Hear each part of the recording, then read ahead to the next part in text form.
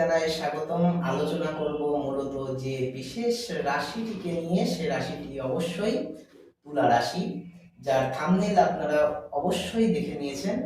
তো এই তুলা রাশির জীবন যাপনের ক্ষেত্রে 2025 সালে ওভারঅল ক্ষেত্রে কেমন ধরনের উন্নতি আসতে চলেছে বা কতটুকু ঋণাত্মকতা নিয়ে পরিপূর্ণ অবস্থায় এই কন্যা রাশির অবস্থান করছে এবং কন্যা রাশির সার্বিক জীবনচক্র কতটা বদলাতে চলেছে, এই সমস্ত বিষয় নিয়ে আপনাদের সামনে এই বিশেষ অনুষ্ঠানটির অবতারণা। তো শুরু করছি কন্যা রাশি। দেখুন, কন্যা রাশির সর্বপ্রথম যে বিষয়টি আমি আপনাদের সামনে বলবো, এতদিন পর্যন্ত দ্বাদশে কেতু এবং ষষ্ঠস্থ রাহু কন্যা রাশির কিন্তু ওভারঅল ডেভেলপমেন্টের ক্ষেত্রে খুব বেশি বাধা সৃষ্টি করেনি। এই যে কম্বিনেশন, এটা কিন্তু জ্যোতিষ শাস্ত্র মতে অনেকটা গুরুতর এবং ভয়াবহ একটা কম্বিনেশনের মধ্যেই চলে বলা চলে, কিন্তু এর যে নেগেটিভিটি সেটা কিন্তু কন্যা রাশি পুরোপুরি পায়নি। বিকজ অফ জুপিটারের অবস্থান এমন একটা ক্ষেত্র বিনিময় করেছিল, এই জুপিটারের প্রভাবে কিন্তু কন্যা রাশির অর্থাৎ এবং তুলা রাশির ওভারঅল যে উন্নতি সেটাকে কিন্তু ত্বরান্বিত করতে চেয়েছিল।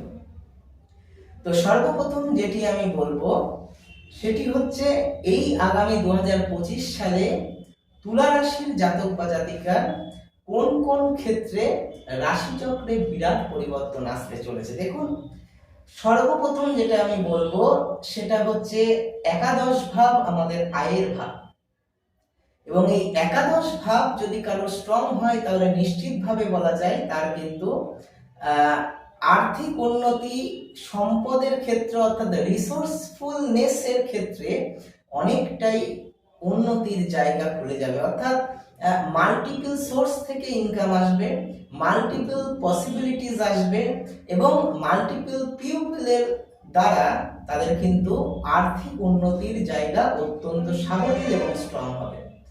তো সর্বপ্রথম যেটা বলার সেটা হচ্ছে খরচ কমানো।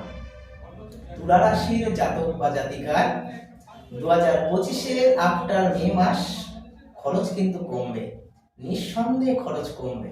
আপনারা যারা এতদিন ধরে প্রচন্ড প্রবলেমের মধ্যে আছেন যে খরচ কমছে না, দাদা যা আয় করছি তার অধিকাংশ মূল্যটাই রেন্ট সহ সমস্ত কিছু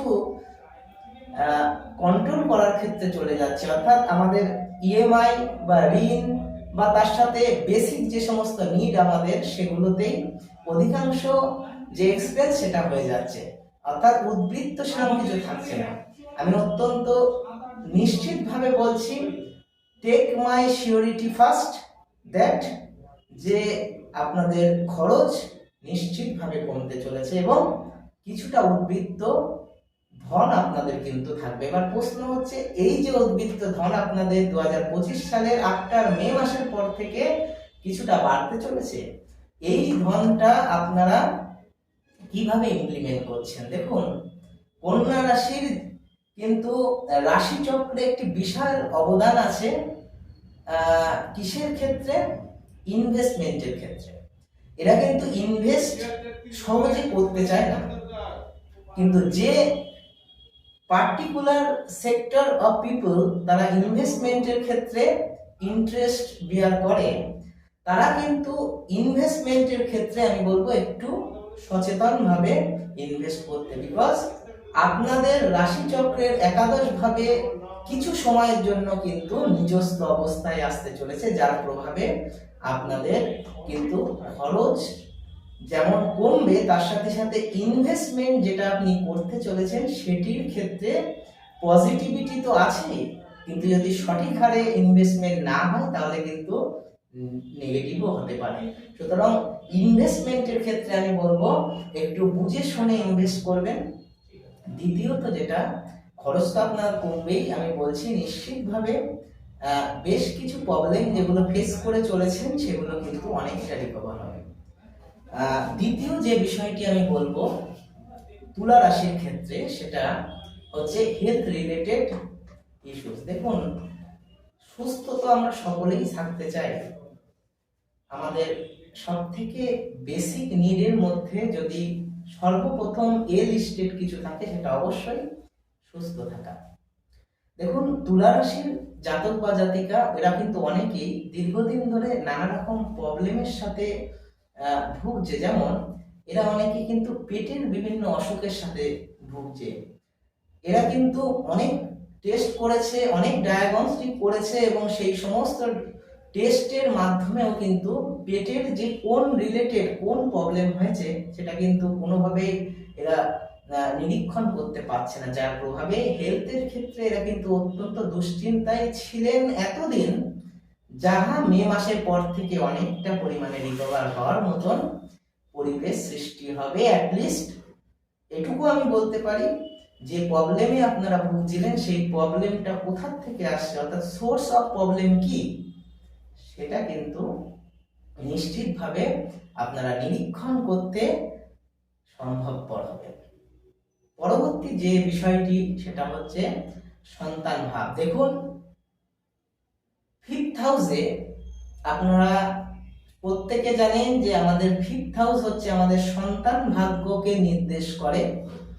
এই 5th হাউসে বৃহস্পতির দৃষ্টি, যেটা অ্যাস্ট্রোলজিক্যাল ভাষায় নিশ্চিতভাবে পজিটিভিটি আনবে। যারা নিউলি ম্যারিড বা ওল্ডার ম্যারিড কাপল, যারা দীর্ঘদিন ধরে ট্রাই করছেন কিন্তু কৃপা এখনো মেলেনি, তাদের কিন্তু সন্তান ভাগ্য নিশ্চিতভাবে ভালোর দিকে যেতে চলেছে। অ্যাটলিস্ট একটু এর কথা আমি বলতে পারি যে সন্তানের জায়গাটা নিশ্চিতভাবে সুস্পষ্ট হবে, সন্তান যোগ তৈরি হবে এবং দীর্ঘদিন ধরে যে প্রত্যাশা পূরণে বাধা হচ্ছে সেটা আপনাদের ফুলফিলমেন্টের জায়গা আসবে। তার সাথে সাথে একটা জিনিস নিশ্চিতভাবে বলবো, সেটা হচ্ছে সন্তানের ক্ষেত্রে কিন্তু উন্নতির জায়গা, অর্থাৎ সন্তানের সাথে রিলেশনশিপ মেনটেনের ক্ষেত্রে অনেকটা কিন্তু পজিটিভিটির মাত্রা বৃদ্ধি পেতে চলেছেন। আরেকটা জিনিস বলবো, তুলা রাশির ক্ষেত্রে মার্চের পরে ষষ্ঠভাবে শনি থাকছে। সো মার্চের পরে যদি ষষ্ঠভাবে শনি থাকে, এক্ষেত্রে কিন্তু পসিবিলিটি বা মাল্টিপল সোর্স অফ ইনকাম, সেক্ষেত্রে কিন্তু কিছুটা সাময়িক প্রবলেম সৃষ্টি হতে পারে। কেমন প্রবলেম? দেখুন, স্যাটার্ন নির্দেশ করে বিলম্ব যোগ, বাধা যোগ, দেরি করে দেওয়া, আপনার হওয়া কাজ হতে গিয়েও সমস্ত কিছু অ্যাট দ্য এন্ড মুহূর্তে সেটা বাধা সৃষ্টি করে দেয়।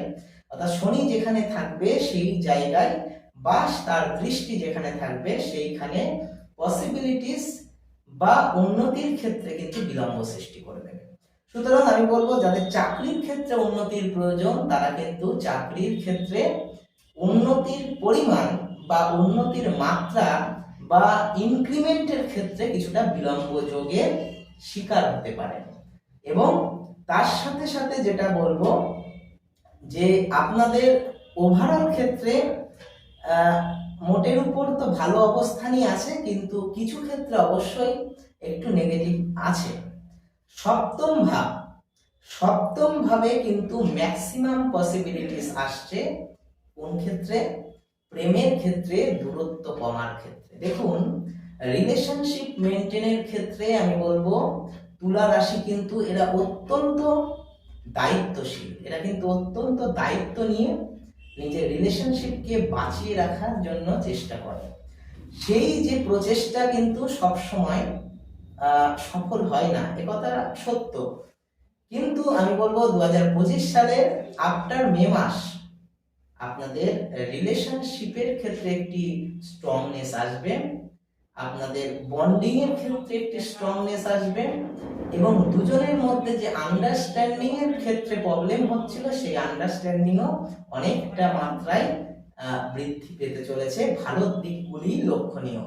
সুতরাং তুলা রাশির জাতক বা জাতিকার 2025 সাল এই কয়েকটি প্রেডিকশন নিয়ে আপনাদের সামনে আমি আলোচনা করব। আশা করি এই প্রেডিকশনের সঙ্গে সম্পৃক্ত আপনাদের রাশি চক্রের বড়সড় পজিটিভ পরিবর্তন নিশ্চিতভাবে হবে, যেটি ভাগ্য গুণে আপনাদের রাশিচক্রে প্রস্ফুটিত হবে। আপনারা প্রত্যেকে ভালো থাকবেন, সুস্থ থাকবেন। নমস্কার।